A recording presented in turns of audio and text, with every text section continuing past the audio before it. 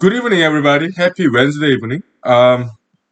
Let's do martial arts like the snake style because last time I did that, it didn't go very well. So let's try it again, right? Okay, so snake style. So let's start with like kneeling position, right?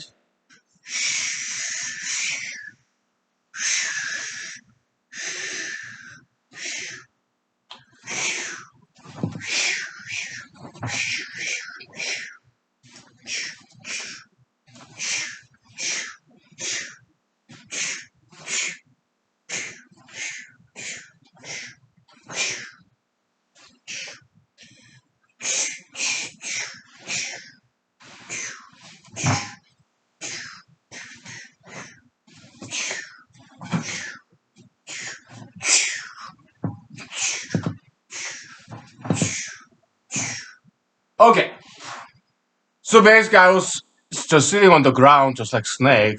Probably that's better snake style, right? Okay, let's take 5 minutes break, please. Thank you. Yeah, I think I did slightly better than last time. So, whew.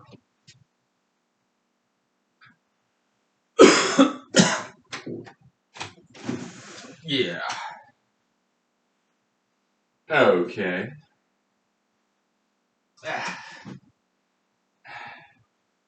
There we go.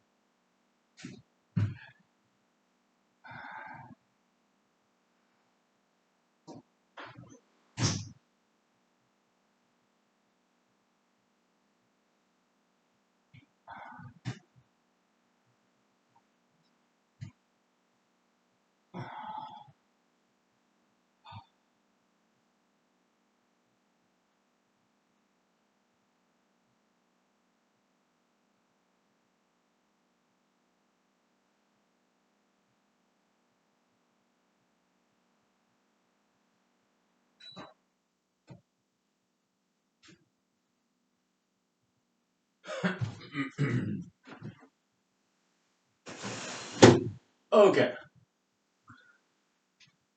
So, happy Wednesday. Oh, okay.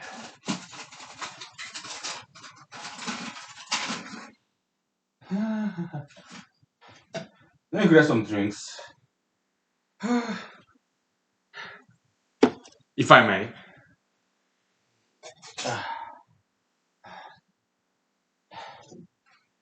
Yeah. Uh, so many things to talk about today. Let's grab whiteboard in a long time, and sorry about my big hairdo if it's not so aesthetically pleasing, but at least it looks funny, right? So yeah, we're gonna erase this flying car concept because I took picture of this, put in the pro paper too, so it's preserved. We can safely erase this thing.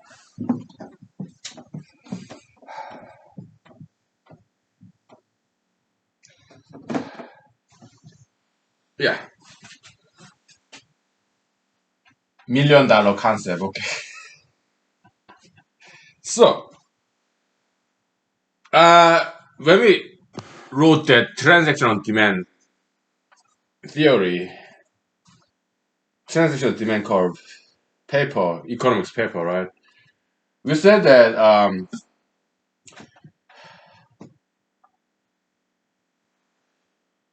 piece of hair was sticking. Sorry.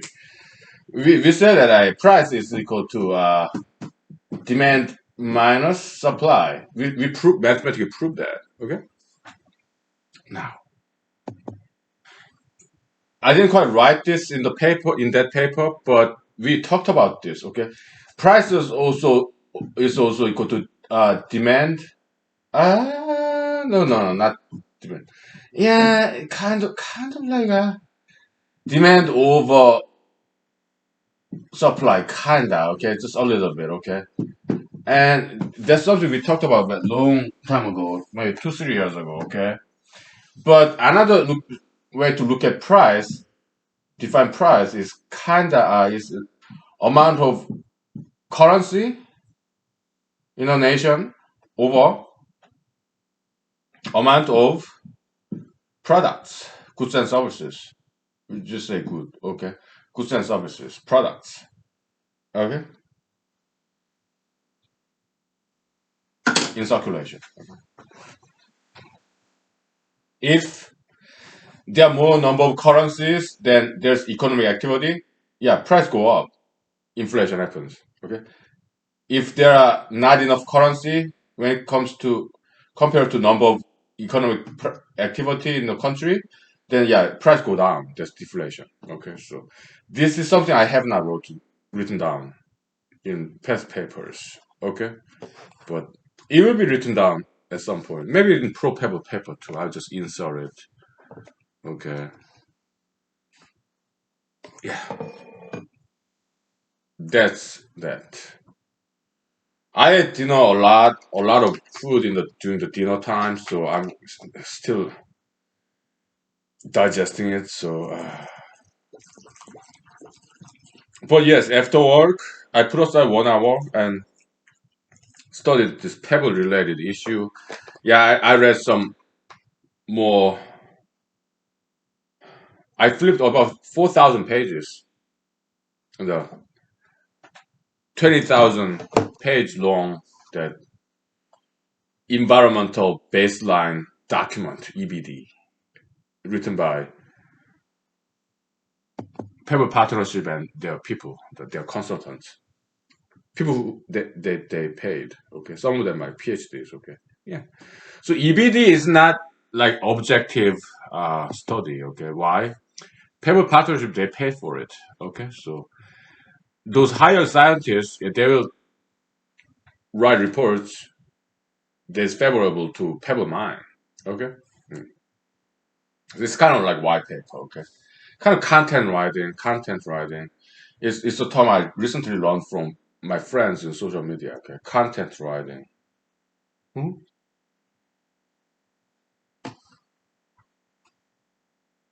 Then are they hired guns? Kinda. Eh? That's just how it works. Science is a business. Okay, it's not all about pursuit of the truth. It's not always. Mm. Sometimes it is. Yeah. Uh, what else? So last night I took the liberty to do some ego search in the online web pages, search engines, right? And so web browser and search engine, they are two different things. Let's say if I open Google Chrome, I can type Bing.com or Yahoo.com and go to their different search engine as opposed to Google Chrome search engine. Okay. So Google Chrome is a web browser. Google.com, that's a web search engine by Google. Okay. So but web browser and search engine, they're two different things. If I open up at Microsoft Edge, which is a web browser, and type up google.com, then I'll be using Microsoft Edge as a web browser, and I'm using search engine Google. Okay, to look up something. They're two different things. Okay, but default web browser, I mean default search engine for Bing, I mean the Edge, Microsoft Edge is of course Bing because Microsoft makes two different things. Okay, web browser Edge, the success of Internet Explorer. Okay, and then web search engine Bing. Okay. Yeah. Yahoo.com, that's strictly search. Well, actually, they do both, right? So web browser and search engine, and Mozilla Firefox also they do both. Okay. So well, no, Mozilla Firefox, I think they use the web browser, but web search engine, I think they probably use Google. I'm not sure about that. Okay. And Google, of course, Chrome is web browser and search engine Google. So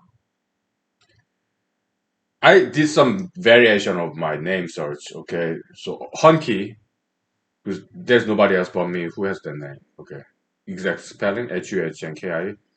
There's nobody on Earth who has that name. Okay, so Hunki Hunky space Senate.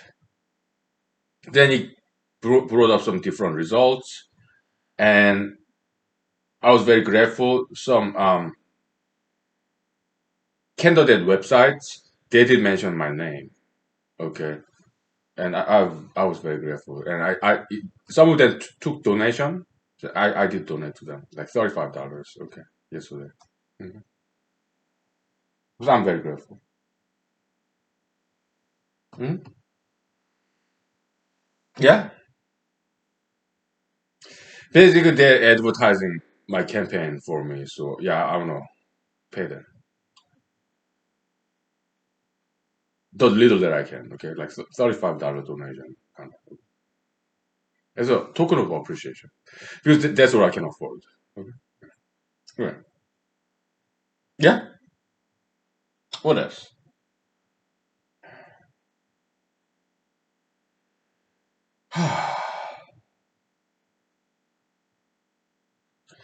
So in the study of this pebble, I'm learning a lot about geology, mineralogy, some chemistry, exciting stuff. Very interesting. Yeah. Mining operation, rehabilitation. It's just great. Yeah, yeah. It's very cool stuff. Hmm. Yeah.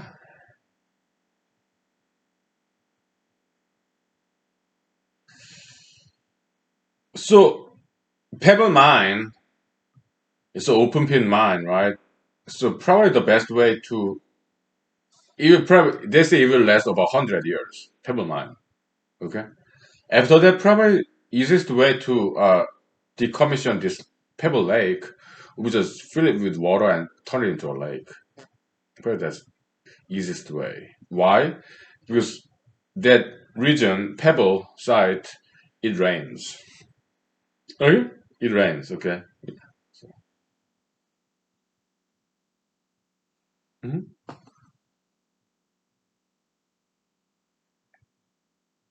Yeah.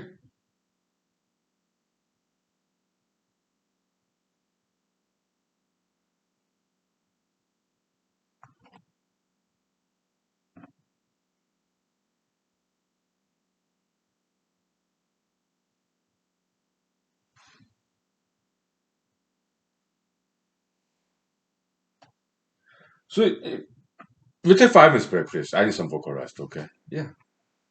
Thank you. After that, yeah, we'll put this aside, okay? So, okay. Thank you.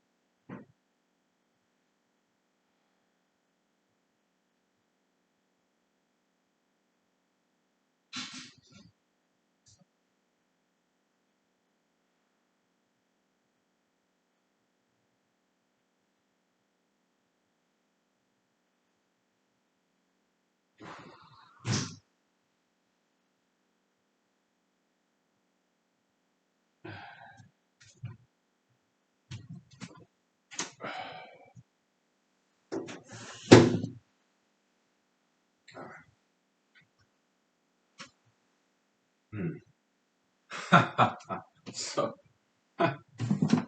oh boy. So,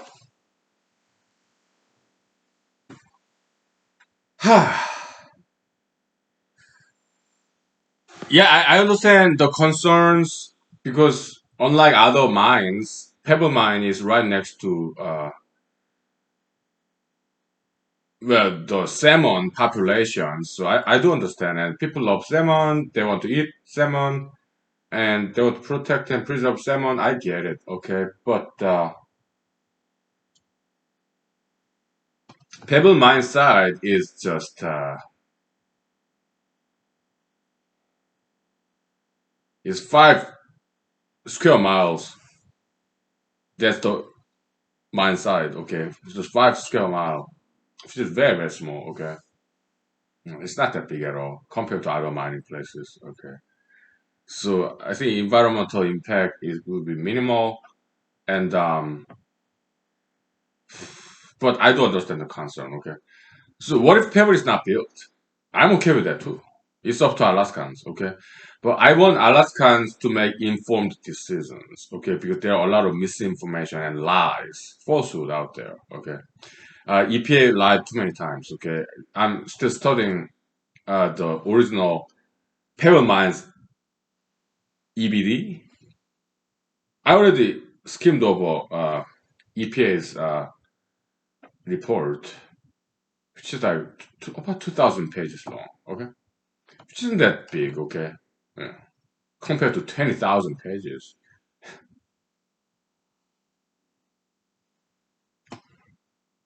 EPA report, I got the gist of it, okay? So, because they're kind of redundant too, okay? So, and this Pebble's EBD, very, very, very redundant, okay? Why?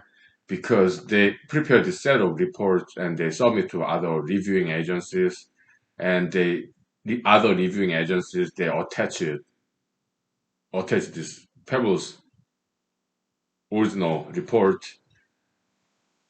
So it appears like 10 different times, okay? So, redundant, but I know they had to do it, okay, because reviewing agency they want to make sure people know that we reviewed this document in full. Yeah, it's just the way it is.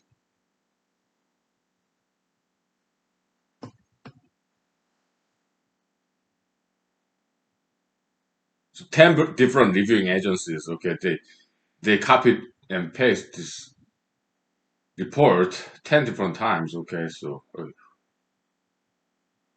flipping through, okay, electronically PDF. But I flipped through about 5,000 pages so far. Okay, yeah, I can go do it very without too much difficulty because I'm kind of used to it. Okay, yeah, documentation review. That's what lawyers do. Okay, many times. So go through like exhibits and all that stuff. Okay, yeah. It can be very voluminous. Yeah, court documents, right? Many times it's like 8,000 pages long. Okay, it's quite typical. Okay, so yeah, I'm used to this voluminous documentation review. Okay, yeah.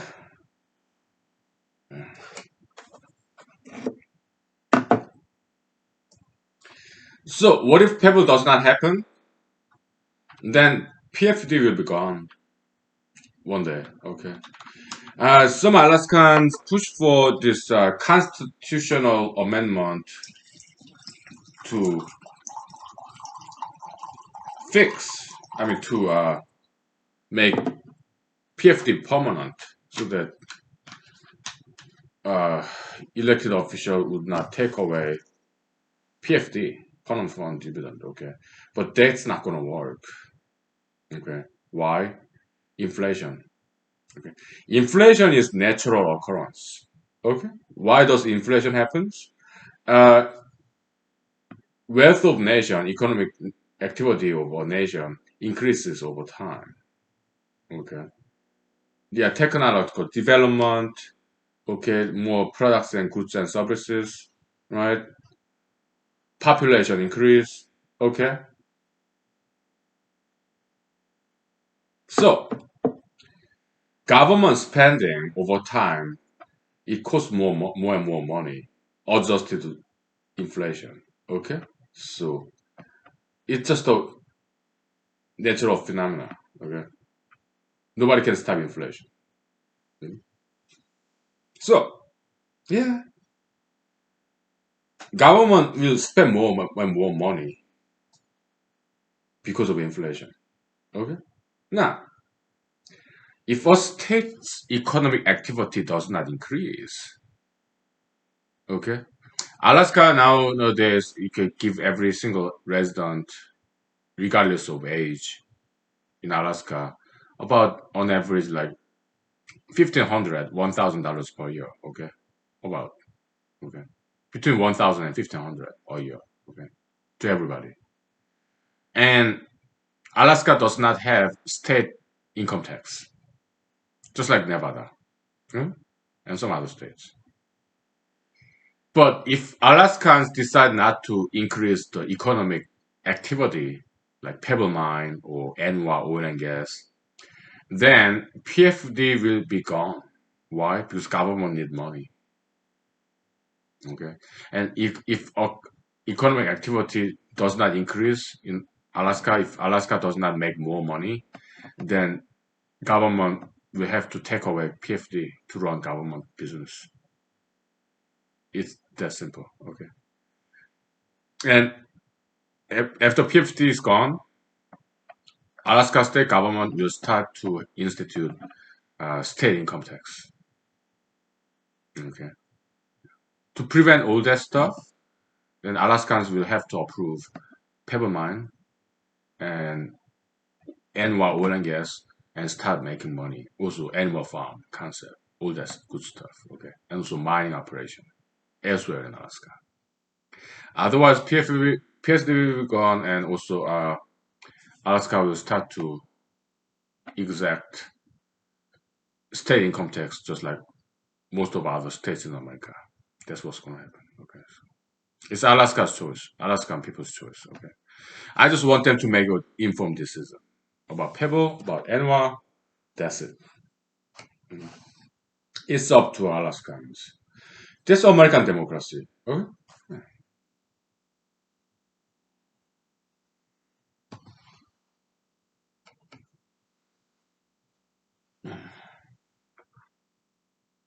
Because government spending, the cost of government spending will increase over time due to inflation. Okay, we cannot stop that. It's natural phenomenon, just like gravitation, law of gravitation. Okay, and even if Alaska legislature make constitutional amendment so that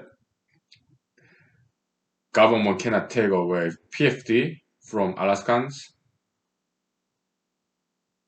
that's not going to do anything. Okay, if you make a constitutional amendment so that Alaskan people can defy the law of gravitation, it's not going to do anything. Okay, it's not the case that Alaskan residents can start to fly defying gravitation by constitutional amendment. Okay, it's the same thing. Okay, I will write about that in the pro paper three. Okay,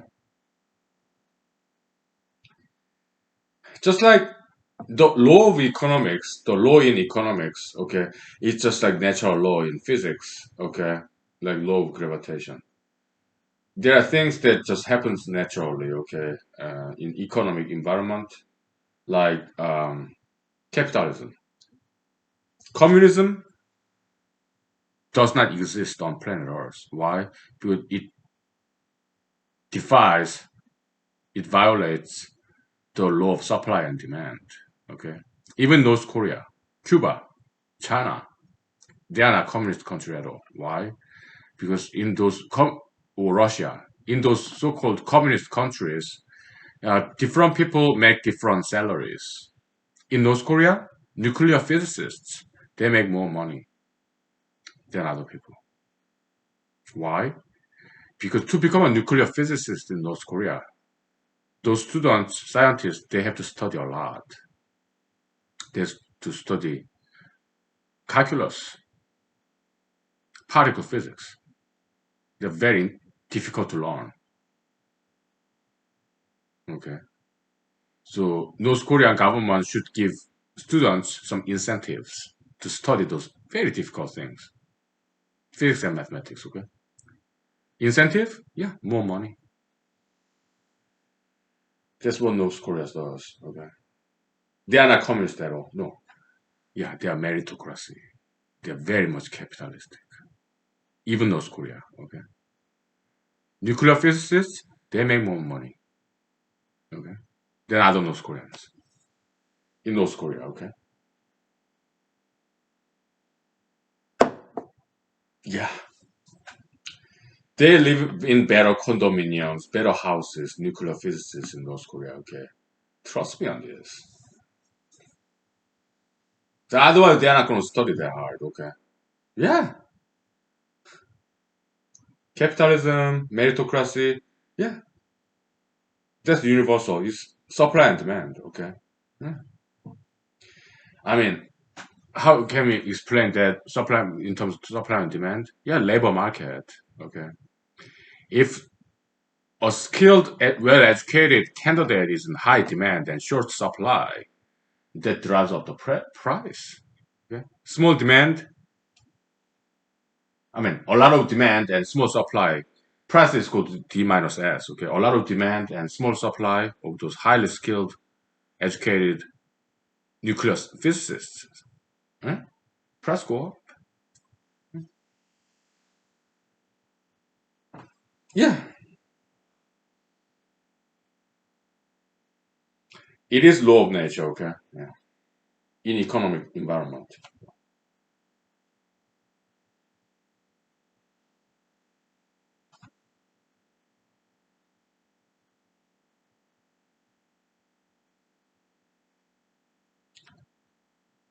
Gosh, I'm still digesting. Okay,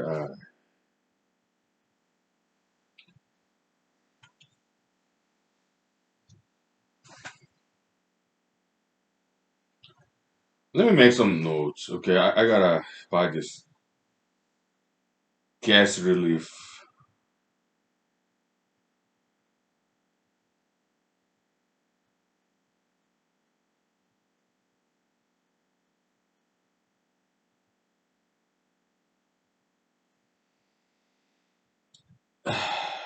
Over the counter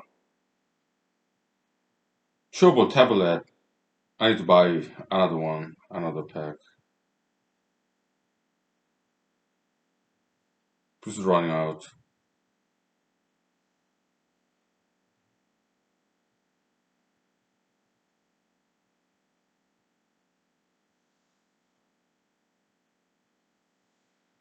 Okay.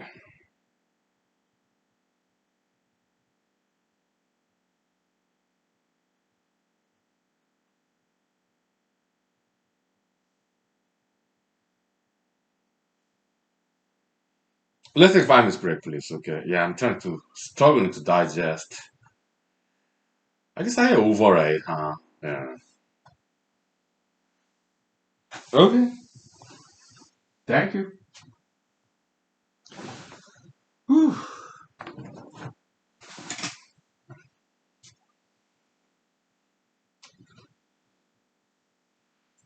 Mm.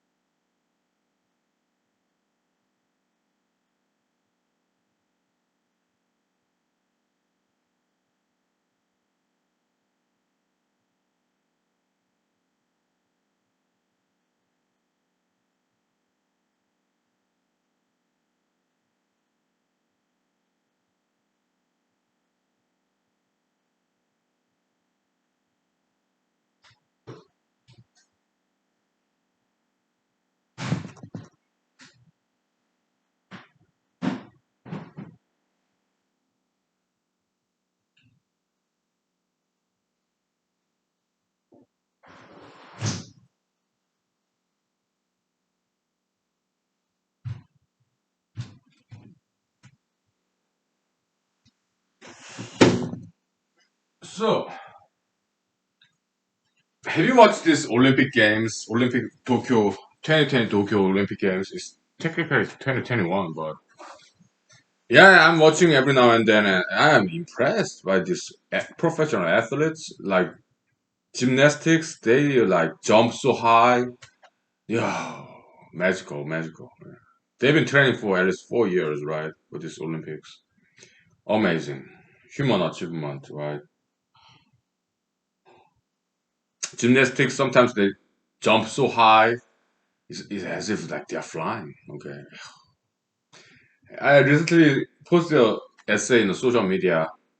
Yeah, great athletes, but I all I do is just as a U.S. Army veterans, like, I just do push-ups, sit-up, and 2 mile run, less than 2 mile run.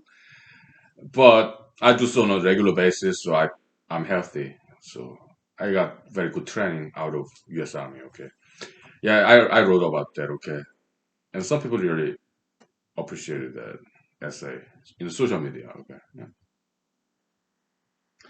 yeah, that's all I need. Push up, sit up, 2 mile run, and also yeah, the martial arts and dancing every now and then. That's good enough for me to ma- maintain my health, right? Yeah, because I'm not a professional athlete like they are. Good enough for me. So yeah, I mean, I'm playing this role in unofficial position, pro pebble, writing pro pebble papers, comes as a secular academic kind of content writer, pro bono based, because I'm not making any money off of this as a hobbyist. But I think it's an important role because to educate the public because they're not scientists. Me, I'm halfway between secular people, lay people, and scientists because I'm PhD dropout. Okay, yeah, I'm halfway in between lay people and scientists. So yeah, I can inform people by writing all these papers so that people would make informed decisions in democracy, American democracy. Okay, so I'm playing a role, kind of bridging the gap between scientists and lay people. Okay. Hmm. Yeah. So I'm making a lot of notes. Okay, about this probable paper three. It will be written. Okay, maybe in a month or so. After I flip through all these 2,000 pages, so far I flipped through about 500 pages. So it's, what percentage is that? Five? No, I think I flipped through 5,000 pages. 5,000 pages. Well, quarter done, I think. Is it 400? 500 or 5,000?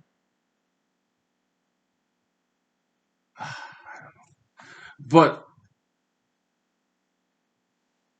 I think it's like 5,000 pages I flipped through. Okay, so 20,000, 5,000.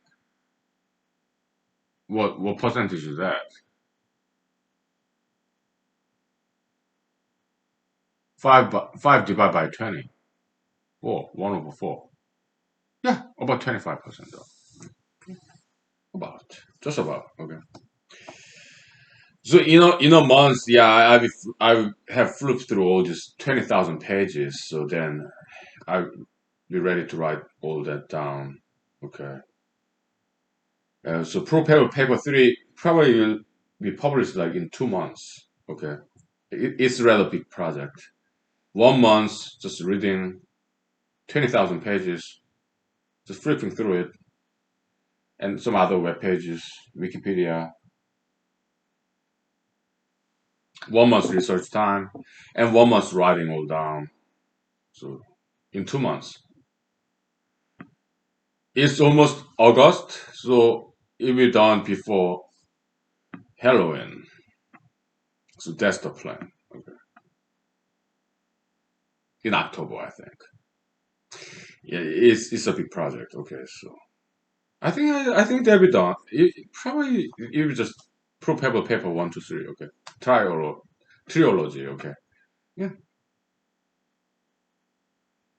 that's the plan. Yeah, the research is going very well. Okay, yeah, it's fun. Mineralogy, geology, good stuff. Hydrology. So around the mining area, let's say Pebble right now, Pebble, okay, under the ground, about 50 miles north of Iliamna Lake, yeah? Right next to Bristol Bay, okay. Yeah, they're buried copper, molybdenum, gold, okay. So around that area, there's some underground water table, and those water table under the ground in that pebble site without any development. They contain those underground water. They do contain copper, gold, molybdenum, and also sulfur because that's what's buried in there. So can we say those groundwater is contaminated? If we dig a well and drink that water, most likely it will be poisonous because they contain heavy metal. So can we say those groundwater is naturally contaminated? Because they are toxic. Okay. Okay. Let's be logical. Okay. Yeah, natural pollution, it happens all the time, okay? Volcanic eruption, a lot of sulfur dioxide, sulfuric acid after volcanic eruption, okay? A lot of heavy metals, okay? After volcanic eruption. Yes, that's natural pollution, okay? And it's not some small scale like oil seepage, oil oil, shale oil, oil seepage, or this oxidation of iron, iron oxidizing bacteria that turn the water red and oily. Okay, those are the natural pollution that happens in nature. And volcanic eruption, it does not happen very slowly. It kills a lot of animals and plants. Okay, but nature recovers after like a couple of decades. Okay, so yeah, is pebble mine development, this artificial pollution, worse or better than natural pollution? I'll give you 1 minute to think about it. Okay. Yeah. Yeah, please think before you answer, okay? If you want to. Okay? Otherwise, I'll tell you what I think.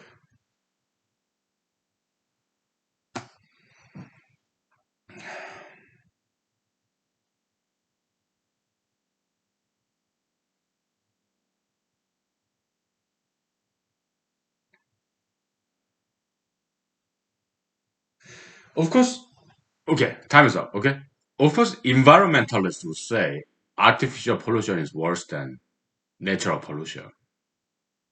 Why? Because their religion is Gaia God, the god of the earth, planet Earth, okay?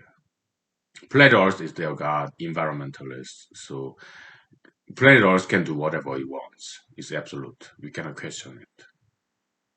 Because it's God, absolute God, Gaia God, Earth God. Okay, but so that's like what natural central centrism, the ideology that put planet Earth at the center of the universe, nature centrism. Okay, natural centrism. But I'm a humanologist. I'm more like humanocentrism kind of guy. So I would say artificial pollution is better than natural pollution. Why? Artificial pollution, at least we make some money off of it. But natural pollution, we don't make any money off of that. If grizzly bear kills a salmon, if volcanic eruption kills a lot of salmon, we don't make any money off of that. Huh? But if fisherman kills a salmon, If pebble mine kills maybe 100 salmons, okay, we get something out of that salmon's death, money. So I understand a lot of people will object to this because nobody ever said this before. It's kind of new concept, and I will write that. I already wrote notes about it. Okay, propel paper theory. Okay, so I think artificial pollution is better than natural pollution. Okay, at least we make some money from that pollution. Hmm? Hmm. And also, if natural pollution, nature can recover from natural pollution, yeah, then they can recover from artificial pollution a lot faster and a lot easier. Why? Natural pollution, that's a lot bigger scale than artificial pollution. There's some archaeologists think that there's this comet or meteor strike. They say that that's what extinguished dinosaur like 66 million years ago. Okay, big pollution, global scale. But predators recover from that. Okay, yeah.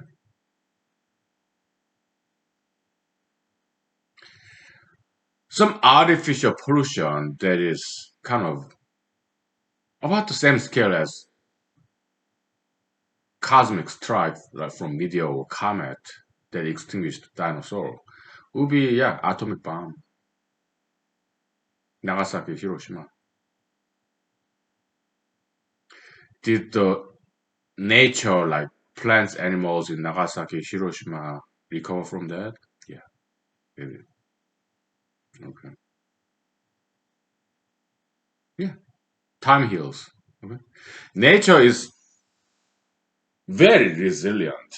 Planet Earth, nature is more resilient than environmentalists would think. Okay. Many environmentalists they didn't even major in science. They didn't even study science. Okay. There's kind of people like well in Republican Party like Mr. Ayers or Mr. Fox TV, what Tucker Carlson, Mr. Donald Trump Jr. Okay. They didn't study science. They just love fishing and hunting and hiking. They love nature, we get it. Okay? But they don't understand science. They don't understand mathematics, geology, geography, the scale of things. Okay? They don't understand that pebble mine site is only 5 square miles long, miles wide. Okay, it's tiny. Okay, they don't understand the principle of dilution, filtration. Okay, they just don't understand science because that's not what they are trained with in college. Okay? They just listen to the radio news, TV news. Okay, EPA who lie to them and absorb those misinformation like a sponge. Okay.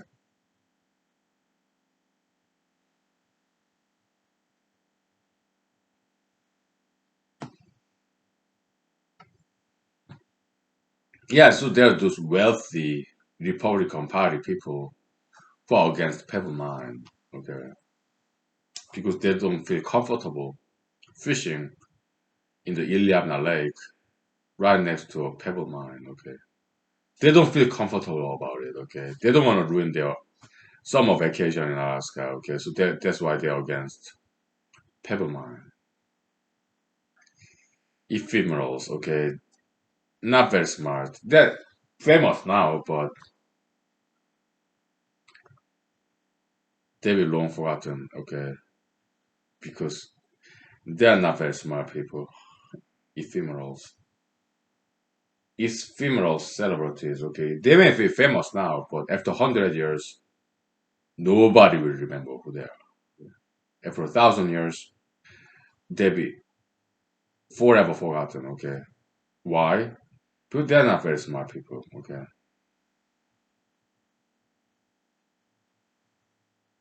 That's why we call them ephemerals. They just come and go.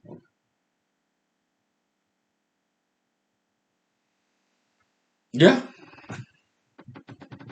the ephemeral celebrities. Hmm.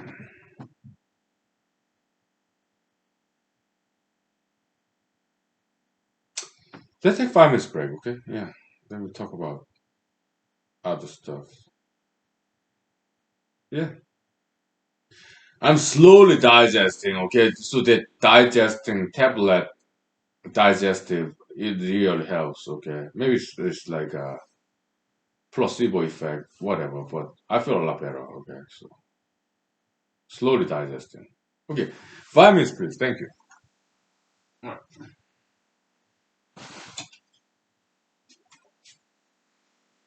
Maybe 10 minutes. I gotta empty the trash can, so. Alright.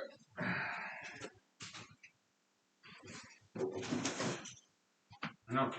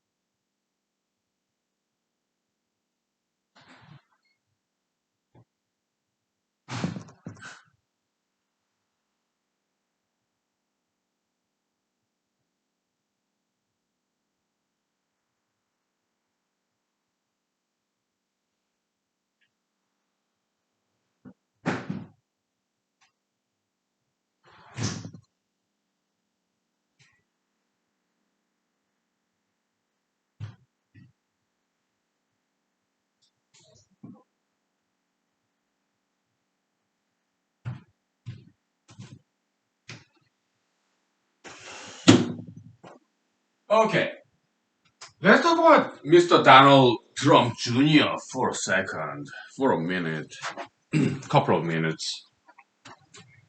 So, he's a handsome guy, right? Athletic. The son, the oldest son, I guess. Donald Trump Jr. Okay, handsome guy, but I've seen him doing TV interviews, and he doesn't seem to be a very smart guy. He just happened to be born in the Trump family, and the kind of job that they do in the Trump empire or Trump business is it's something anybody can do. Okay, so yeah, privilege. Okay, inheritance. So American capitalism, yeah, it's like nepotism, cronyism, right? It's not exactly meritocracy. Okay, America has some high degree of meritocracy, but it's not 100%. Okay? Mr. Donald Trump Jr., I don't think he has any merit.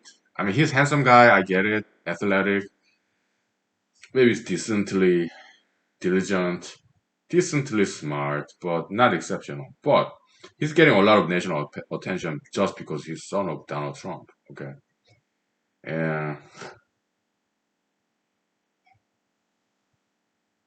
so not quite meritocracy at all. Okay, yeah.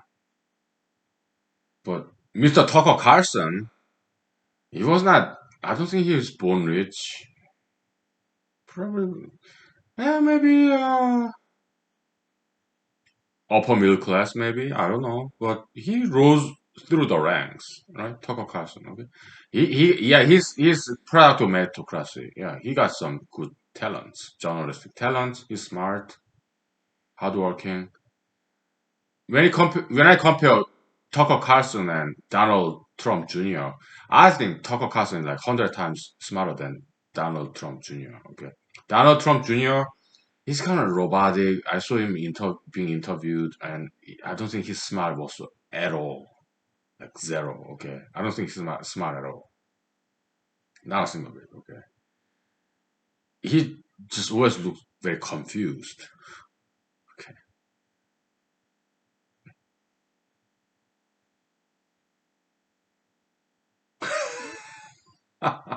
that's my Donald Trump Jr. impression. Okay. Tucker Carlson is a smart guy, okay? Yeah, he's wrong on Pebble, but nobody's perfect, okay? So, yeah. But Tucker Carlson is smart, okay? Yeah. I used to watch his Fox TV news channel quite often. I used to. Nowadays, I don't watch Fox at all, okay?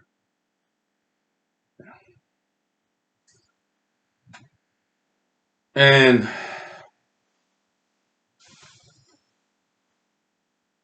what else?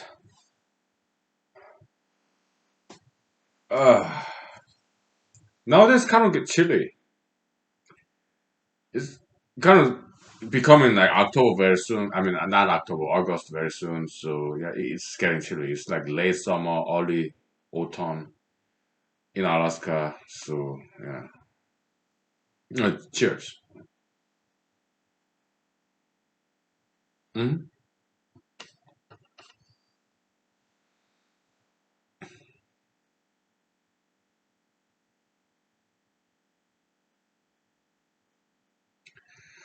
So communism does not exist in reality, okay, because it violates the law of supply and demand. Okay, yeah, it cannot exist and it has never existed. Pure communism, okay, and so those countries that we call communist countries like China, Cuba, Vietnam, North Korea, Russia, they are not communist countries, okay? They are totalitarian regimes. Okay? That's political concept. Communism, that's economic concept. Communal property, okay? That does pure form of communism never existed and it will never exist. Because it's like going against law of gravitation, kind of. Okay. Yeah, it just can't exist. Okay. So yes, there is no such a thing as communism. It does not exist. Okay, and it never will. Okay? It's against. It violates the law of supply and demand. 응? It's just natural law. So,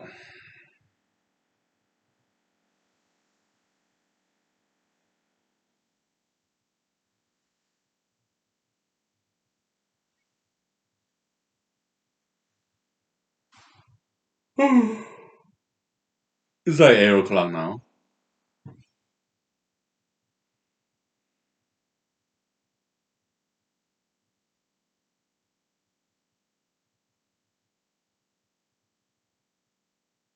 What else? Well, there's nothing else. What's for dinner? I already ate too much dinner. Okay. So I just after this,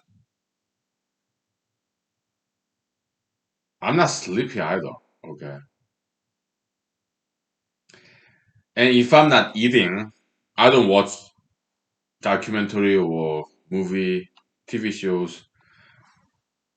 I watch documentary, TV show, movie only when I eat, and I'm not hungry, and I'm not sleepy either. Then what do I do?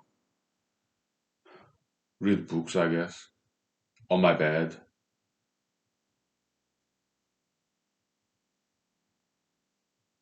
Okay. Hmm.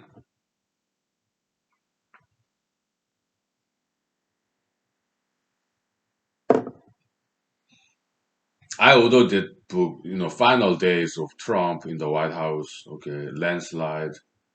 Uh, yeah, it's coming. It's being delivered. I get it like in 2 or 3 days. Okay, yeah, in the mailbox. I enjoy reading that book. Okay, but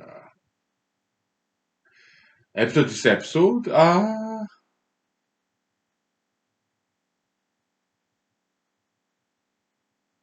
just web surfing. Okay, just in the internet. Yeah.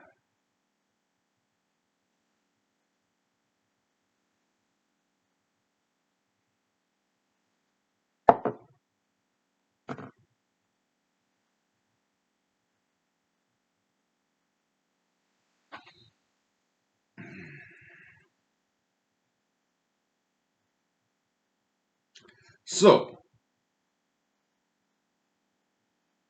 Senate election next year. Will former governor of Alaska, Sarah Palin, will she run? I think she's still interested in politics. Okay. I don't know what she's doing now. Never matter, but she lives in the town, Wasilla. Okay. Yeah, I don't live in Wasilla. I live outside of Wasilla. But never matter. But I don't know what she's up to nowadays.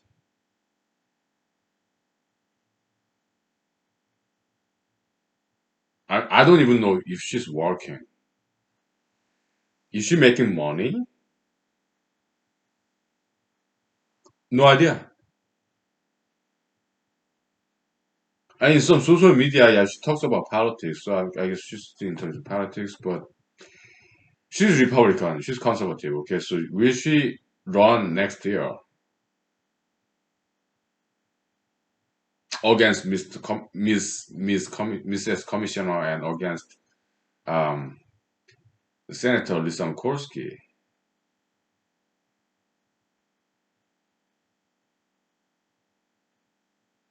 How about Dr. Egros? How about Ms. Alice Galvin? They're more Democratic Party. Okay. Will they run next year for Senate? How about Mr. Joe Miller? Will he run again for U.S. Senate next year?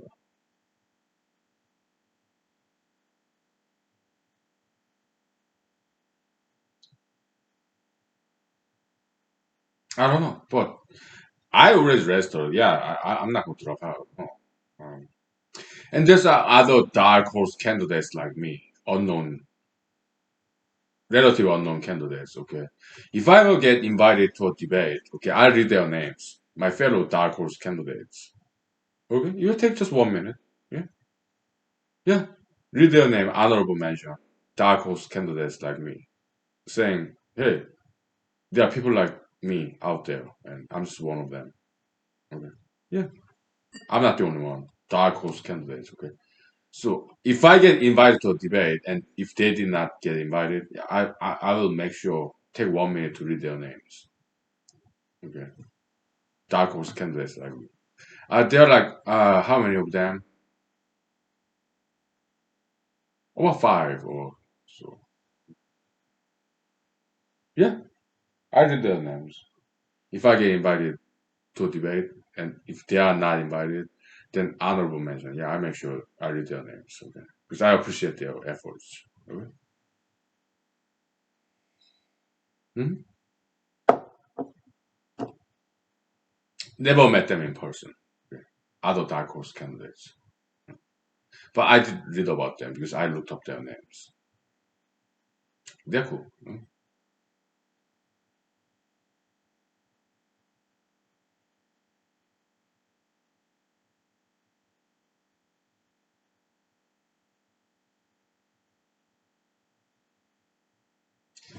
So 20,000 pages. This Pebbles EBD environmental baseline document. It's not too bad. Okay. I'm already done with about 5,000 pages of that. Okay, so about what quarter done. Maybe I get done with it in a week. Maybe I start writing pro paper 3 like next week in a week because I know how to do documentation review. Very voluminous, as an attorney because we do that all the time. Okay, yeah, just flip through pages. Just look at the highlights. Okay, just fast reading. I kind of learned that skill when I was in South Korea reading skill class, like different kinds of reading, fast reading, slow reading, like perusing, and yeah, in South Korea, I think I was in high school. Okay, yeah. Mhm. Just look at the bolded font titles. Okay, flip through. Yeah. Hmm. Yeah, but there are some important parts of this document. Okay, then I take time reading it. Okay, like so, Pebble Mindsight they studied some meteorology, okay, like wind speed, temperature, humidity, okay. They had to. I didn't know realize why they had to, but they had to. Why? Because mining side it create a lot of dirt and dust, so air pollution, okay. So wind direction, wind speed, precipitation, rain, temperature, humidity. This kind of important to prevent environmental pollution. People mining side they create a lot of dirt and dust. Okay, yeah. So they did that. Mhm. And now comes to this main stuff like mineralogy. Okay, that part, yeah, I'm taking time reading it. Okay. Also, do some Wikipedia research. Okay, yeah, to learn more about this mineralogy or orogenesis. What is orogenesis? Orogeny? How those precious rocks get created? Hmm. Yeah. Well, how mount or yeah, oro, yeah, mountain. Okay, Greek word. How mountains get created like tectonic plate tectonics and blah blah blah. Okay, all that stuff.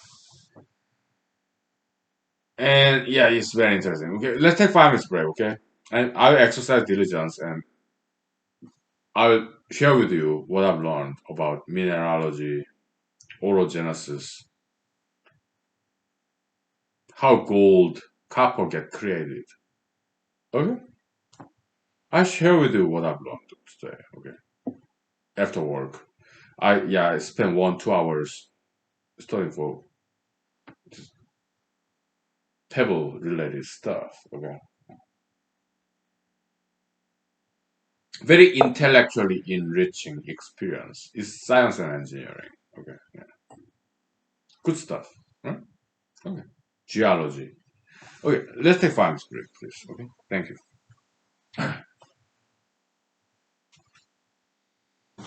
Okay.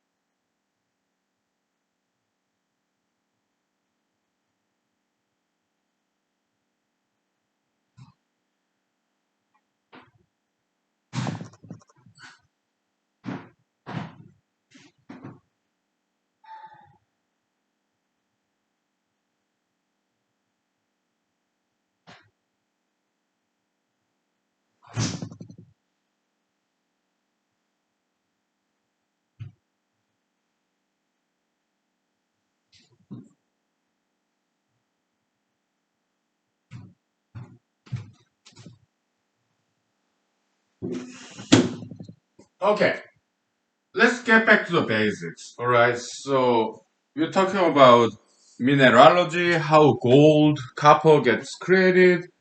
So I went to some websites. Okay, it was not Wikipedia; it's some other educational, informational websites, and they started talking about cosmology. Okay, like back in the days, Big Bang theory, like it was just hydrogen, helium, whatever. Okay, yeah. Then they started talking about like British physicist who passed away a couple of years ago, Stephen Hawking, Professor Stephen Hawking. Okay, and yeah, he is either Cambridge or Oxford graduate. Okay,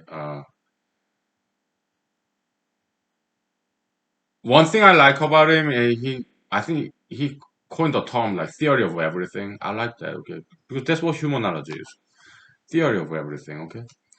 And I think he got inspired by Mr. Albert Einstein's work on unified field theory. Okay, which was a failed venue, okay.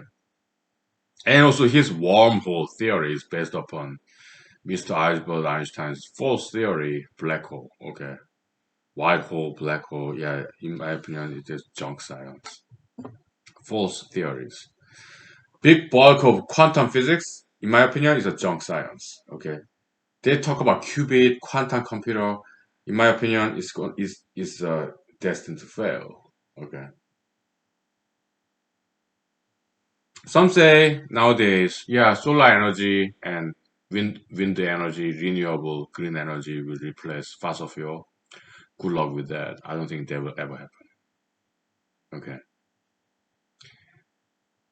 Even nice, let them try.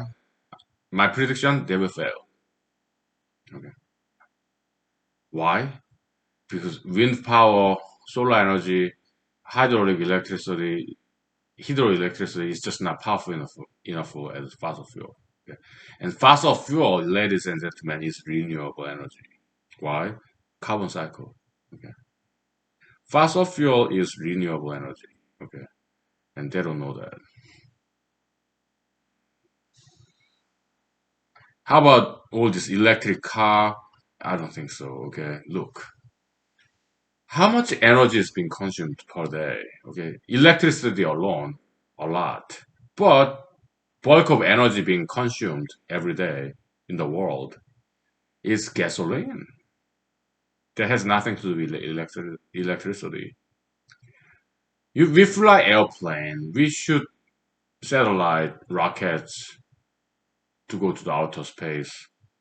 We fly airplane. We drive cars. They're all fossil fuel based, gasoline or diesel. Okay,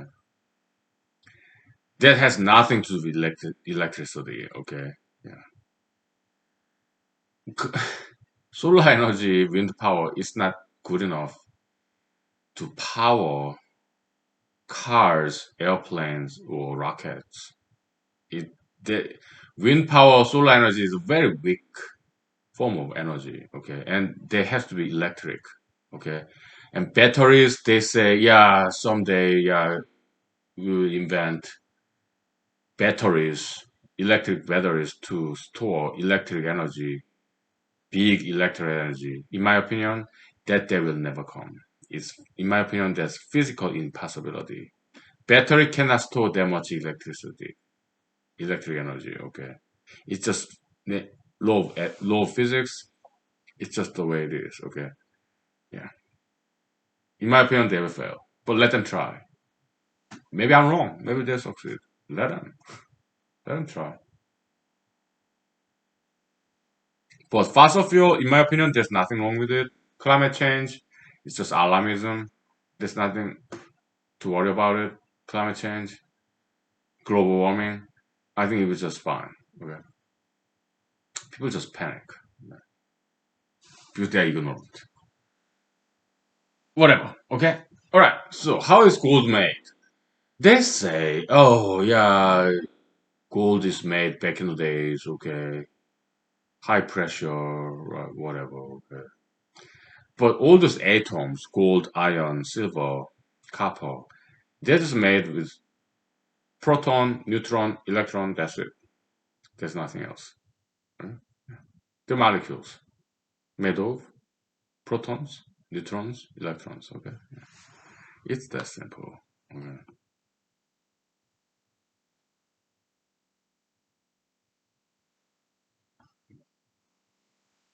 So they say, oh, back in the days, yeah, planet Earth was molten liquid state. So all these heavy metals, due to gravitation, they get into the center of the Earth. Okay, that much makes sense. Yeah, and then there's just volcanic eruption, lava, magma. Yeah, that they transport this gold, heavy metal like copper, silver to the surface of the Earth. Sure, sure. So, for a gold mine to be profitable, okay, you have gold ore. Let's say you have 1 pound of this ore, mineral ore, that contains gold. Okay, 1 pound of this rock that contains just small amount of gold. And for a gold mine operation business to be profitable, how much percentage of gold do you think this piece of rock, 1 pound rock, should contain? At least. What percentage of this rocks, 1 pound rocks by mass, what percentage of this rock should be gold for a gold mining operation to be profitable? Can you take a guess? I learned today, and it was surprising. How much percentage? 1%? 10%? 0.1% of gold in this 1 pound rock for this gold mining operation to be profitable? What percentage at least? Minimum. I give you a minute, okay? It was surprising.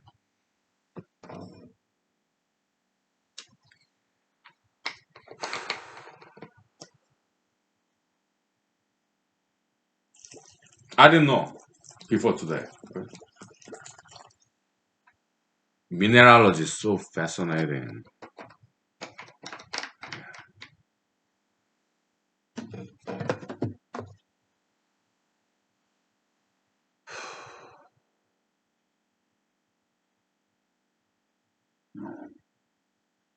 Yeah.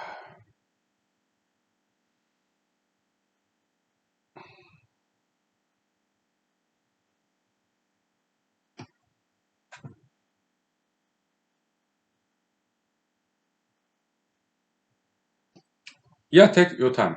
You have 30 more seconds, okay? I take my time drinking. Because after work, okay, I spend 1 or 2 hours studying all this stuff. Time for me to relax. My day's studying is done, okay, so I can take time drinking. Why you take time guessing, okay? But I want you to take a guess as opposed to looking up cheating in your cell phone. Okay. Please. If you want to, okay? 10 more seconds.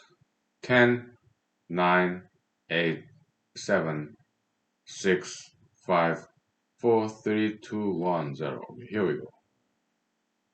I kind of cheated because patience is not one of my virtues. I don't like waiting. It is 0 point.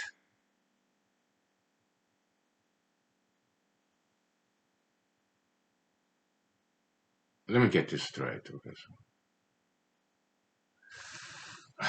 I may miss by 1.10. Okay, so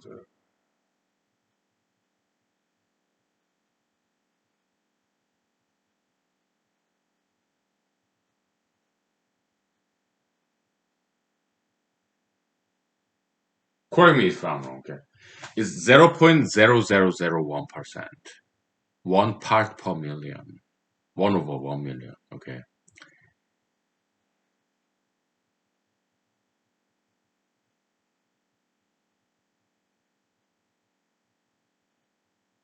0.0001%. One part of 1 million, okay? If this 1 pound rock contains 0.0001% of gold, then this gold mine will be profitable. They will make money. Why? Because gold is very rare. Okay, that's why they can still make money off of that. Now, how about copper? You have this 1 pound rock. Okay, what percentage per mass by weight? Okay, you have 1 pound rock. Okay, what percentage of copper is the minimum copper in this piece of rock for this copper mine to be profitable? Hmm? I'll give you another minute. Okay,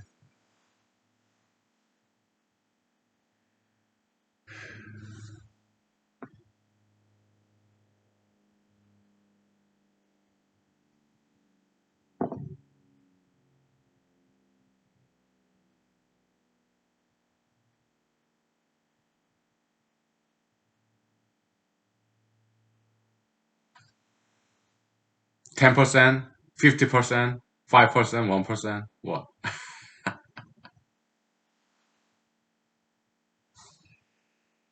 10 more seconds if you want to take a guess. Okay,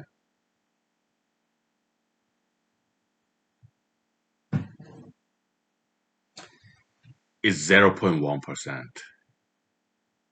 Okay, if this piece of rock contains 0.1% of copper, this copper mine operation will be profitable. Why? Because copper is so useful. Copper may not be as beautiful as gold, but copper is very useful. Okay? If this piece of rock contains 0.1% copper in it, copper mining operation will be profitable. Now, next question. This one, yeah, I give you allowance for Google, Bing, Yahoo, Mozilla, Firefox research, or DuckDuckGo, whatever your favorite web search engine is. Okay. Pebble mine, when it comes to copper, how much this pebble mine ore rocks, how much percentage of copper does it contain? Okay. Yeah, this one you don't have to take a guess. Okay. You can web search if you want to. Okay. I give you 5 minutes for it. Okay. Okay.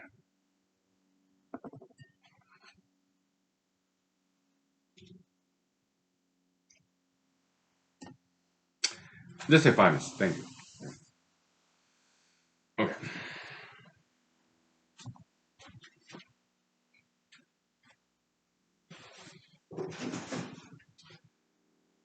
Yeah, I write all this down in paper 3. Okay.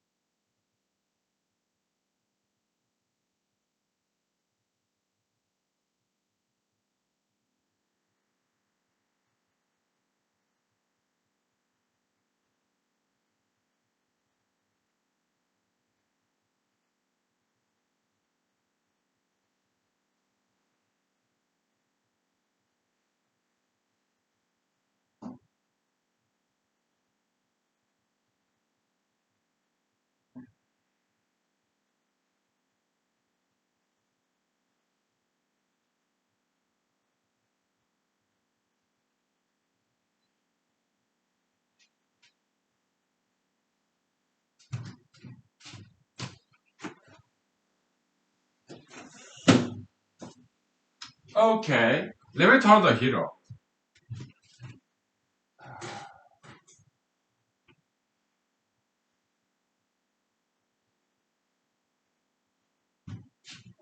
Yeah, it is getting quite chilly, huh? Yeah, it's no longer hot. A week ago, I was like so hot, like busy opening the window and everything. So, okay,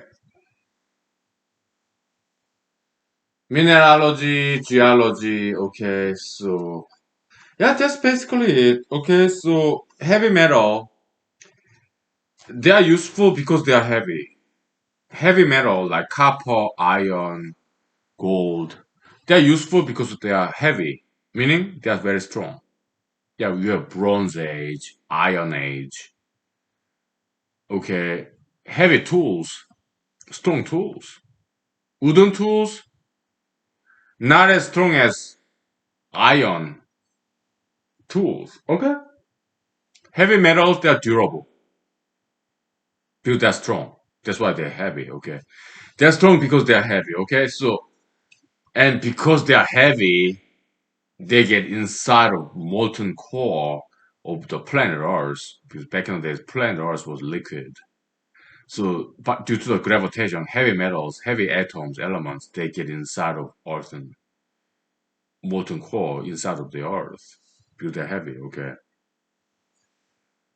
that's why they are rare in the surface of the planet Earth, because it has to have some, like some say, the meteorite, comet strike, and eruption, volcanic eruption, magma, volcanic eruption. Okay, that's how this heavy metal, inside of the earth gets out on the surface, and we people, we don't live inside the earth. We live in the surface of the earth, because inside of the earth is too hot, and there's no oxygen there either. Okay, so human beings, we live on the surface, the crust of the planet Earth, and we find heavy metal very useful. Okay, but they are rare because they are heavy, so they're inside of the Earth. So every now and then, volcanic eruption happens, some subduction, plate tectonics, some magma, friction, high temperature, whatever. Okay, so the heavy metals are very rare. Okay, on the planet, on the surface of the planet Earth, and they are useful because they are heavy. Okay. Uh, Now, naturally, animals, including Homo sapiens, we have coppers in our body. Naturally, we need copper in our body. Okay, and we need iron. Yeah, blood cell. Our blood cell blood is red because they are iron based. Okay, so yeah, we need iron and copper in our body. Animals' body, they use iron and copper and some other heavy metals too. Okay.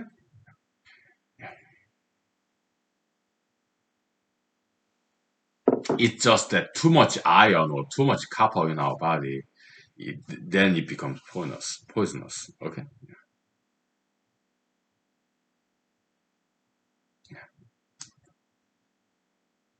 Some biology, physics, chemistry.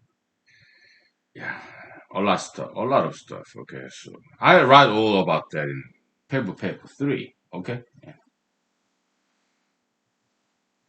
It will probably take a month to write. Okay, so how many pages will it be? It can be as long as 100 pages. Okay, I don't know. We'll see.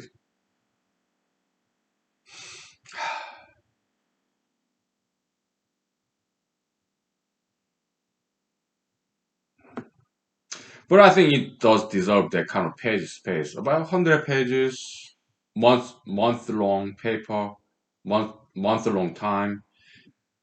I think it's worthwhile venture. Okay,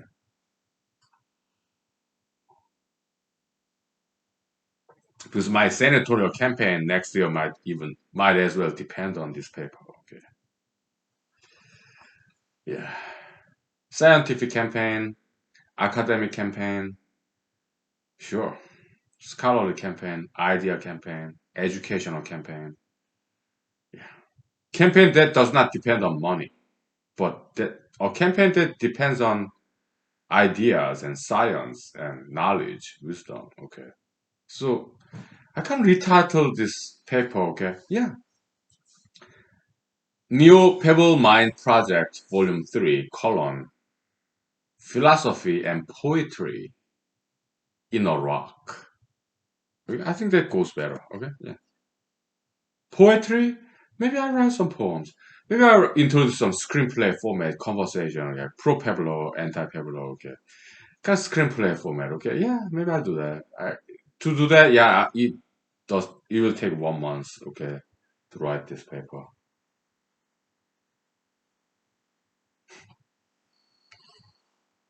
Mm.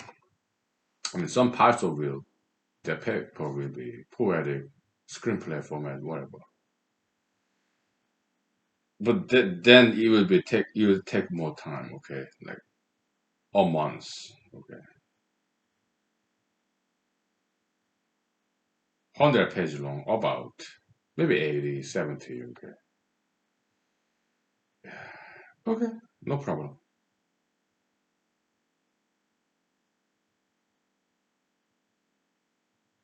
Yeah,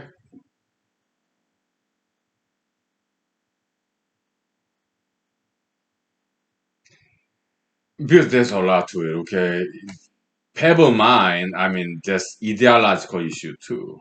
Okay, so some people oppose Pebble because they subscribe to hyper pro environmentalism. Okay, but it has to do with business, international trade competition between China, Russia, Korea, I mean, America and South America, Canada, international competition, also at the same time, international partnership.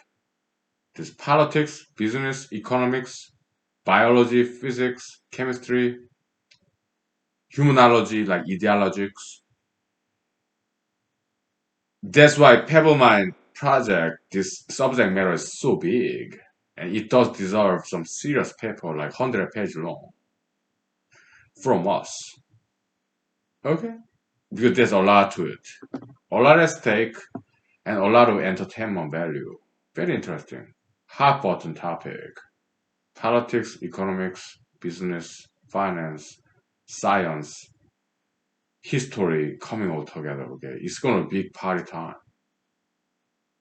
Okay? So yeah, it does deserve about 1 month, 2 months, 1 month research, 1 month writing, 2 months time. I think it does deserve that time from us. Okay, at least from me. Okay, yeah, it's worthwhile venture. Yeah. We go ahead and do it. Okay, yeah. To me, that's God's assignment to us. Okay, to me at least. Yeah. We'll do it. Yeah. God, Jesus, thank you. I'm kind of Christian. Okay, so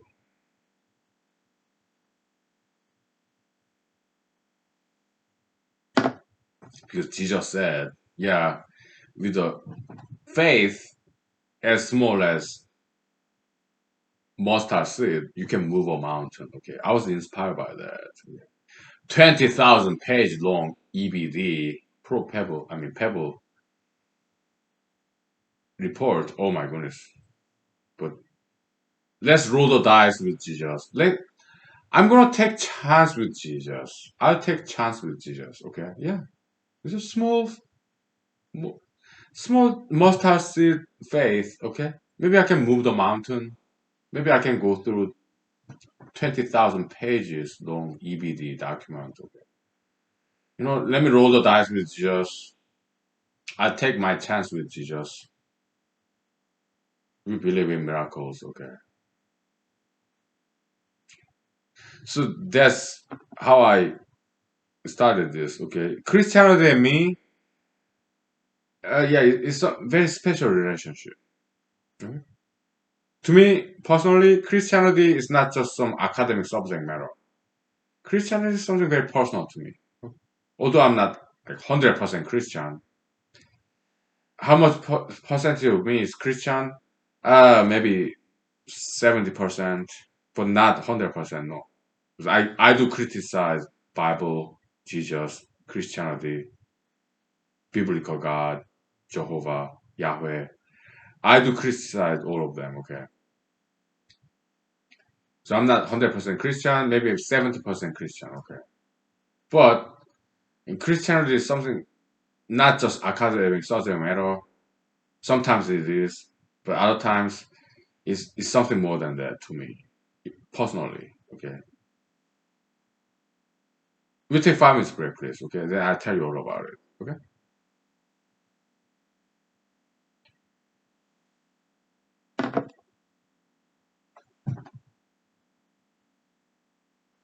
No, nothing bad. Everything good. Okay, so my personal relationship with Christianity. Okay, I'll tell you. Give me 5 minutes. Thank you.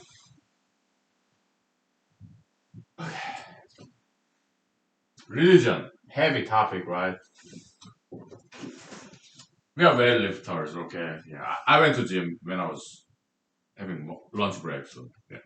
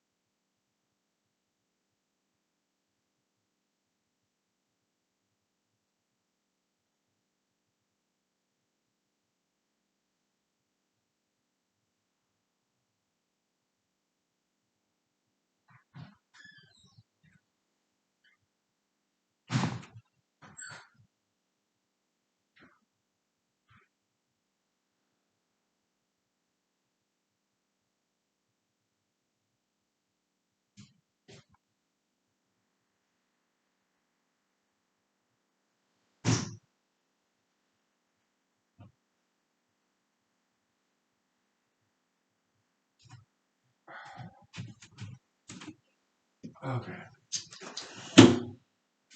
Okay, so kind and general friends, thank you for spending time with us today.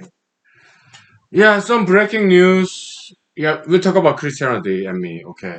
Real soon, okay? But some breaking news. Uh, yeah, so this 200 word pro-pebble essay, letter to editor, it got published, okay? So, so far this year, three local newspapers, one of them 850 word long. Second newspaper 400 word long. Third newspaper 200 word long. Okay, they will publish it. Okay, so yeah, my campaign is kind of betting on this. It's kind of gambling, right? Betting on this pebble game, and it seems to be working. Okay, so it's looking good. It's working. Great. Yeah, I use my literary skill, writing skill. Okay, which is not that much, but I do what I can, and my kind journalistic friends locally in Alaska, they are supporting me. Okay, I'm very grateful. Thank you. Yeah. Cheers. Yeah, it's good news. Okay. Now,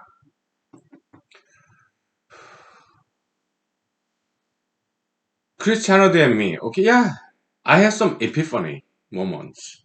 How many times in my life? I'm 43 years old, and I'm kind of born again Christian. I have not been baptized as a baby, but in my life I've been baptized twice. Okay. I grew up in Methodist Church in Seoul, South Korea back in 80s and 90s. 2 decades. Okay. Because my parents are Christians. Okay. Seoul, South Korea, 2 decades. Methodist Church. Good church. It's a big mega church in Seoul, South Korea. The Gangnam district. 압구정동. Gangnam style, Mr. Psy. Okay. Yeah. By the way, Mr. Psy, I appreciate him as he's like 1 year older than me. I met him, okay, when I was in middle school, elementary school. We grew up in the same town, Pampo, okay. Yeah. Acquaintance, okay. But he was 1 year older than me, different social circle. But yeah, I did talk to him. He did talk to me. He's cool, okay. 1 year older than me, I think. Okay. Pusai, Mr. I do know what his real name is, okay. But I'm not in liberty to tell you, okay. But Pusai is his stage name, okay. I appreciate him, his sense of humor, and what year was that? Gangnam Style, Oppan Gangnam Style. That's like when I was in the U.S. Army. So it must have been like 2011, 2012, something like that. Okay. Great sense of humor. Okay. And his music video, Oppan Gangnam Style. That's like uh, he let the world know how beautiful Asian women can be. All those dancers. Okay. Great contribution. Okay. To advertise, to let the world know how beautiful Asian women can be. That's great contribution. Yeah, they're beautiful. Yeah. Let me turn off the heater. Okay.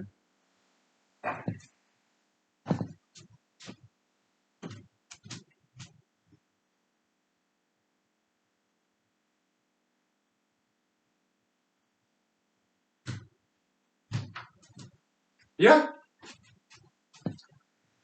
So I also appreciate Blackpink. Yeah, continuing this K-pop tradition. Yeah, let the world know how beautiful Asian women can be. That's great contribution. Okay. Yeah, Blackpink I appreciate it, and BTS. Yeah, I appreciate BTS 방탄소년단. Okay. BTS 방탄소년단 BTS like 방탄소년단. Okay. Bulletproof Boys. Okay. Yeah, I appreciate them because they let the world know that Asian males can be handsome, cool. I appreciate that, okay?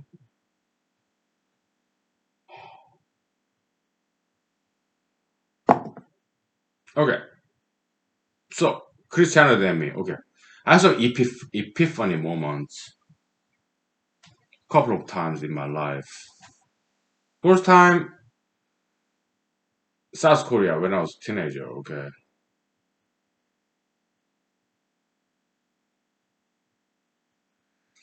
I was bullied by Korean boys, okay. Well, elementary school, not quite bullyism, but it was more like these guys gang up on me in the Boy Scout summer training camp. They didn't bully up on me, but it's more like gang up on me, okay, making fun of me, like because I was ambitious. I wanted to be squad leader. They left at me my political ambition, okay. They, it's not bully upon, it's not bullyism. They just they ganged up on me, okay. These Korean boys when I was like 11 years old, Boy Scout summer camp, okay.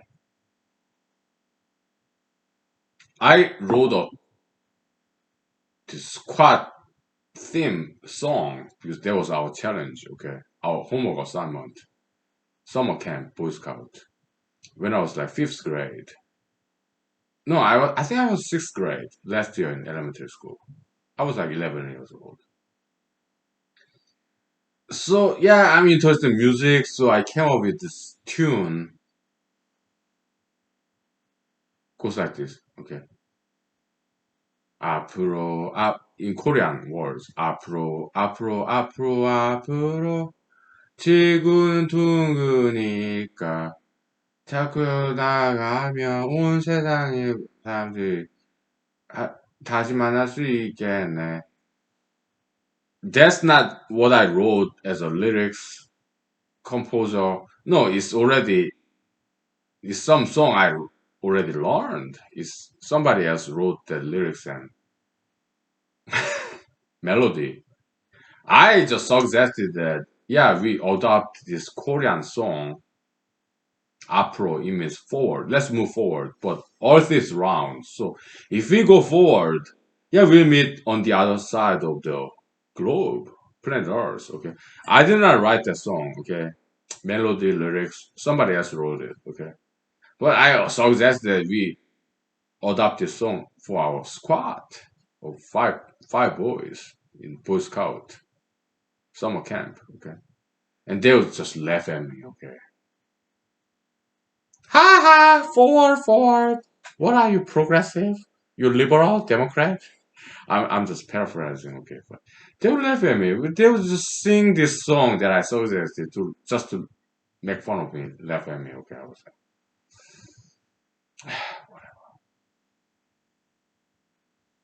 they gave me a hard time, okay. But it's not bullyism. It's not. They just ganged up on me. I was ambitious. I was not popular among my colleagues, but some other guys were more popular, so they ended up becoming like squad leaders. Okay, not me. They did not want me to be a leader. Their leader. Okay, that's fine. Okay.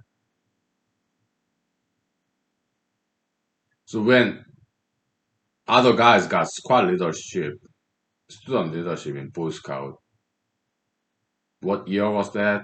I was like 11 years old. So I was born in 1978. Plus 11, that's 1989. Right? Sixth grader, elementary school, Seoul, South Korea. 1989.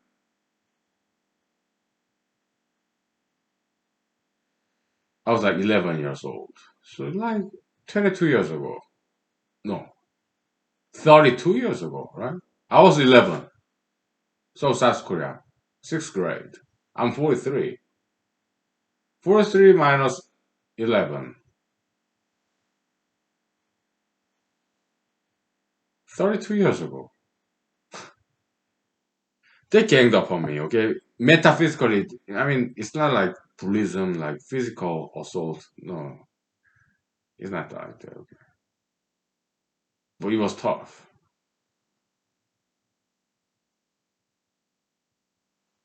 After I applied to be student leadership, they did not vote for me. I got zero votes. Maybe one vote. Maybe I voted for myself. But some other guys got student leadership, squad leader, whatever, okay. After that, it was tough. So how many days was the summer camp, Boy Scout, South Korea? When I was 11 years old, 1989. It was like 3 days, 4 days.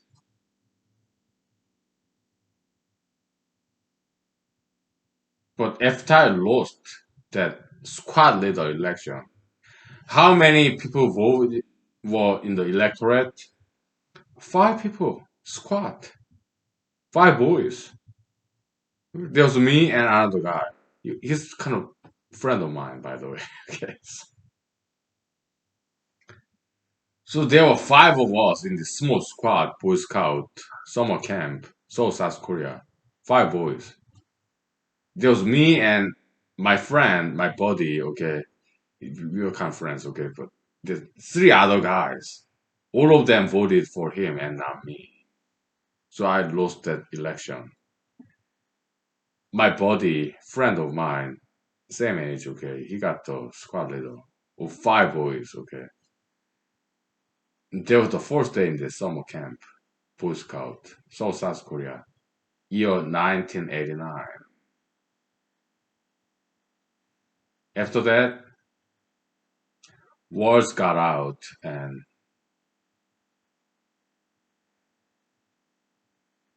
I kind of became a laughing stock for the next 3 days.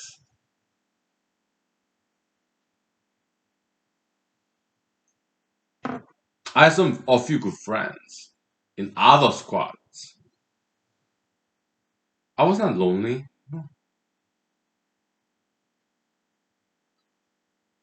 I had my loyal friends, but I felt like I was alone in this world when I was 11 years old. Sixth grade, elementary school.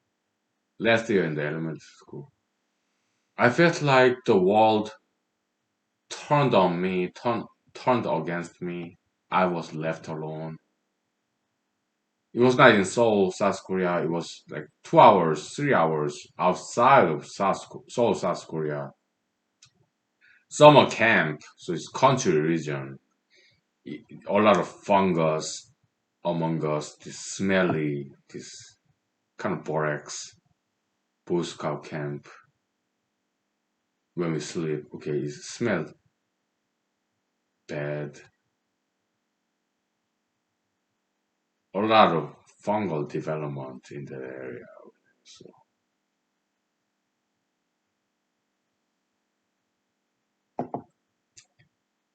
so we are like stressed out basically. It's dirty, squalid.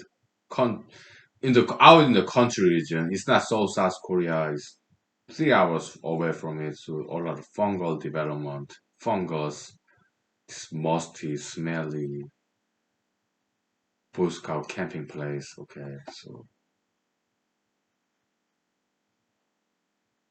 it didn't pick on me, but they were kind of subtle, right? But words got out. Okay, I tried to be squad leader, but I lost this election. Okay, so I'm nobody now. Hey, so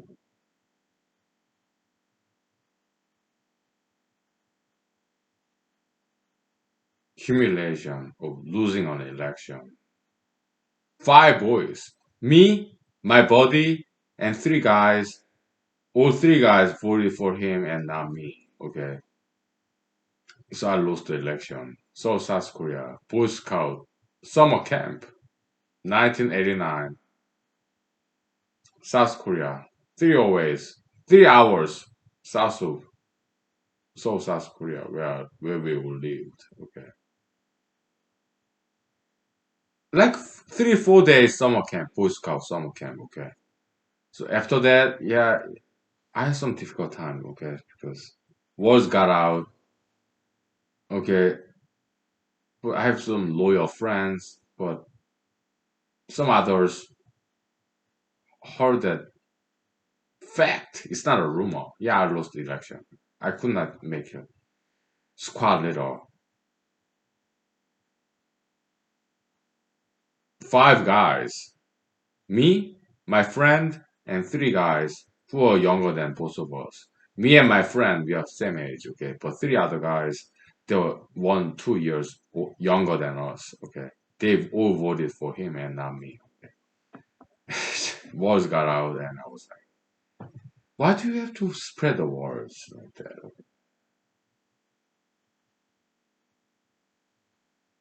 So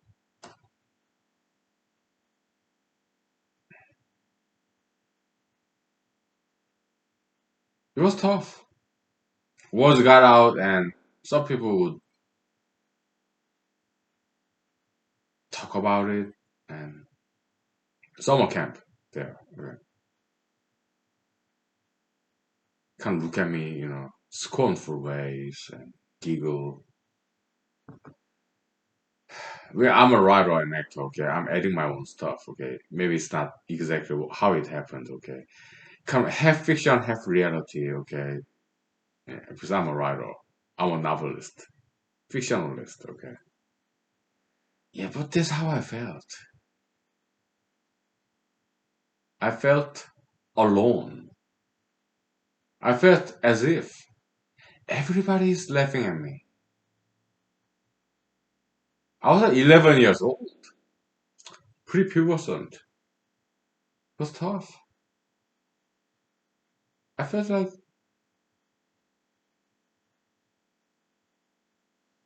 people are laughing at me for my failure. Mind you, it's just five boys. Me, my buddy, and three younger guys. They voted for him and not me, okay? But I felt as if the entire world abandoned me. Although, in reality, it's just five boys. Me, my buddy, him, his friend of mine, okay? And three younger guys by 1 or 2 years, okay? They three boys voted for him to be squad leader, very small squad leader. Five people, five boys, okay, in Boy Scout, and not me. But I felt as if the entire world abandoned me and rejected me. That's how I felt. I was 11 years old, preteen, okay, South Korea, year 1989,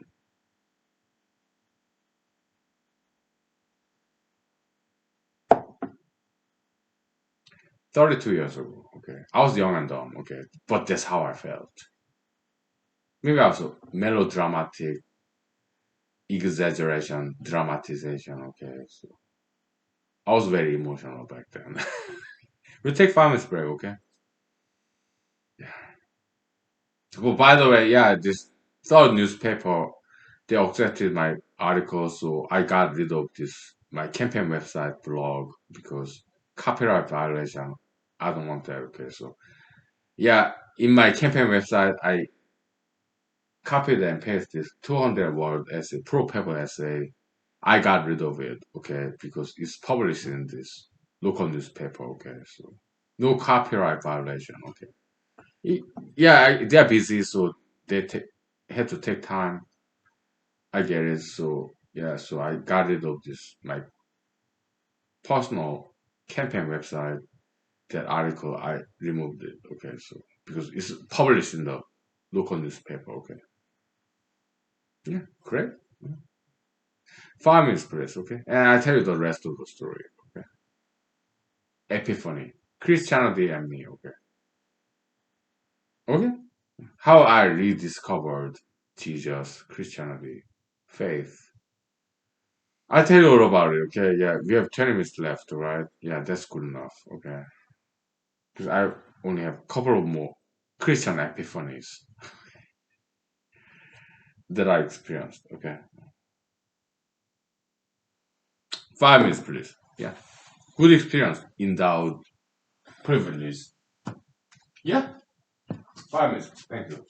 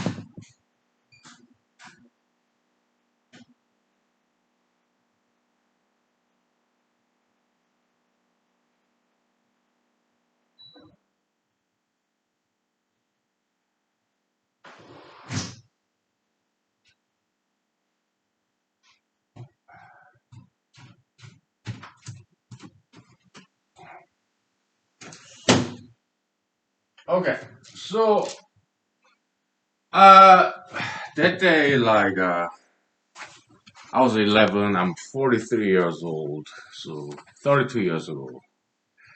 It was nice school. Okay, the camp, yeah, Boy Scout camping site, like 3 hours south of Seoul, South Korea. Okay, summer camp, Boy Scout. Okay, I think it was some nice school, but kind of abandoned area where we kind of barracks on the floor. We just had this Boy Scout issued sleeping bag. Okay, it was kind of smelly place, musty, fungus among us, kind of like that kind of. Okay, so it was smelly, but it was very. I think it was some abandoned school, maybe. I don't know. I mean, Boy Scouts of South Korea, they don't have that much budget. Okay, so they had to pick this camping site, some abandoned school building, maybe. Okay, so wooden floor,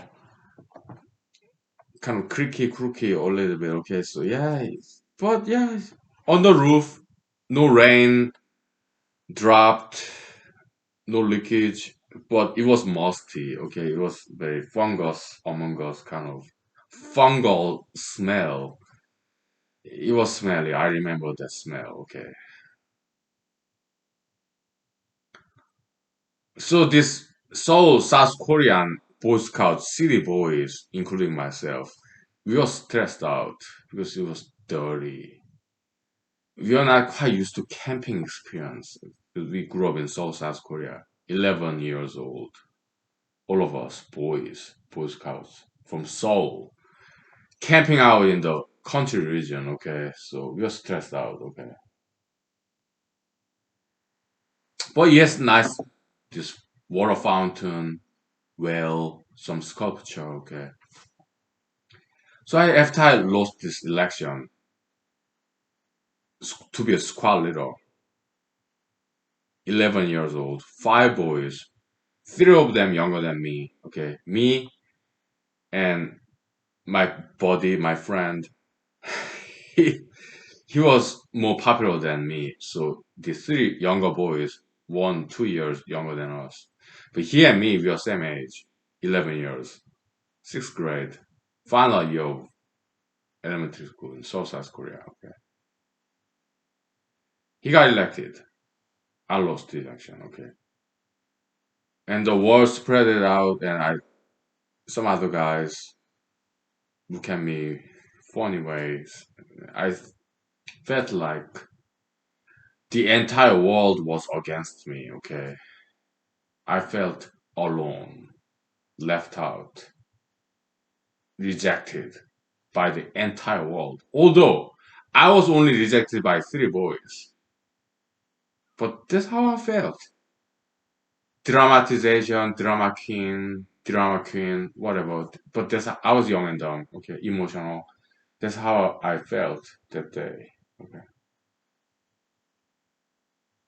so there's a water fountain. It was some spare time.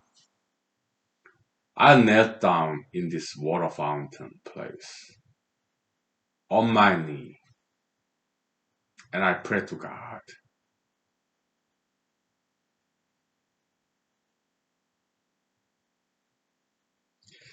There was very first epiphany, Christian tradition epiphany, me meeting alone with God and praying in the name of Jesus when I felt alone. When I felt as an 11 years old child, preteen, South Korea in summer camp, Boy Scouts, when I lost my election, when I got zero vote. My buddy is a good, nice guy, very good guy. He deserved that, okay? But these three younger guys in our squad, they voted for him and not me, okay? I felt the world, entire world, abandoned me, rejected me. I felt so alone. And I knelt down on this water fountain.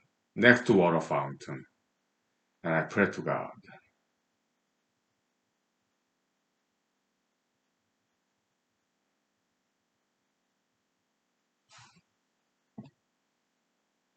I was 11 years old.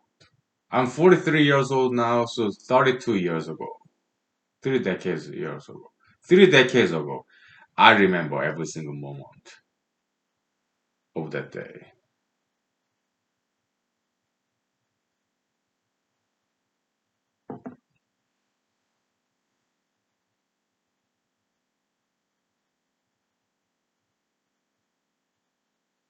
Okay, we have like 8 minutes left. My second epiphany. Okay, yeah. So we graduated from just Pampo Elementary School, okay, south of the river, Gangnam. But it's not 압구정동, 신사동, 청담동. That's like more wealthy area. Pampo is like upper or lower or right in the middle class. Okay, when Mr. Psy sang about Gangnam style south of the river, that's like 압구정동, 청담동, 신사동. Okay, where I went to the Korean Methodist mega church. It was there. It was like 20 minutes away from Pampo, where we grew up, where we went to school. Okay, 10 minutes away. Okay, Pampo is middle class. Okay, beautiful town, a lot of trees. Okay. I hope and pray they protect and preserve that Pampo district where there are a lot of trees. Trees are higher than buildings. Okay, yeah. I love trees. Okay, yeah. I'm pro environment, by the way. Okay, I love trees. I love nature. Okay, oxygen, greeneries, insects, animals, plants. Okay, I'm all for that. Okay. Uh, So second time I had epiphany. So we graduated from elementary school. We went to middle school. So seventh grade. Okay, in Pampo. Okay, I got bullied physically. Okay, these two guys. One of them athletic, muscular, good at soccer, good at basketball. Okay, the other guy, maybe attractively plump. He's a handsome guy too. Okay, yeah, but they would toss me like a ping pong ball. Okay, they would just toss me, not too harshly, no punching or kicking, not like that. Just lift me up and down. They're bigger than me. The other guy, one guy, yeah, more muscular, good at soccer, basketball, baseball, whatever. The other guy, yeah, maybe attractively plump. Okay, not quite athletic. Okay, more fatty content in his body. Okay, but they were bigger than me. Seventh grade when I was 12 years old. Seoul, South Korea. The year 1919, 1990, something like that. 1990, 1991, something like that. They would toss me like a ball, basketball, ping pong ball to each other. Okay, I was like, here we go again. Okay, seventh grade. Okay, it was tough. Okay, no punching or kicking. Okay, just lift me up and down from behind as if I'm some kind of object and toss me around as if I'm some ball, basketball, ping pong ball. And all other classmates of mine, including class president, class vice president, squad leaders, okay, they'll just enjoy the show. They wouldn't lift a finger, they wouldn't say anything, okay? They'll just, some of them felt sorry, but they didn't do anything, okay? Some of them held my hands, but they didn't do anything about it, okay? Maybe they were afraid of those two bullies. Maybe they felt lucky that they themselves were not being bullied by these two big guys. Seventh grade, when we were 12 years old boys. I pray to God again. Okay. Being bullied upon like this. Physically, that's real bullyism. The only bullyism I actually experienced. Seventh grade. Fourth year in middle school. Seoul, South Korea. Year 1991, I think. Okay. Yeah. or 1990. I don't know, somewhere around there. I pray to God. I started attending Friday singing session, like Hallelujah, praise God, Jesus.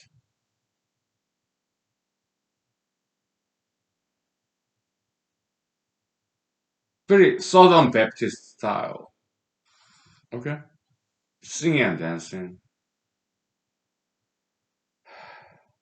every Friday evening. Okay, I'll take the bus 20 minutes away. Okay, from my parents' house. Also passionate,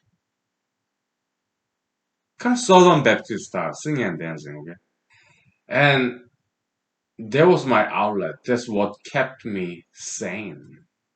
That was my psychotherapy to heal from this trauma of daily, not daily, maybe weekly, well, maybe monthly, maybe quarterly Buddhism in seventh grade.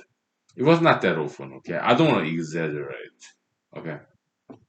Maybe this Buddhism by these two guys, bullies, middle school bullies, seventh grade, okay? When we were 12 years old, South Korea. Yeah, maybe it happened like once in a month or quarter or week, but it was not every day, no. But going to church every Friday, of course, I went to church with my parents on Sundays, but every Friday, yeah, I took the bus.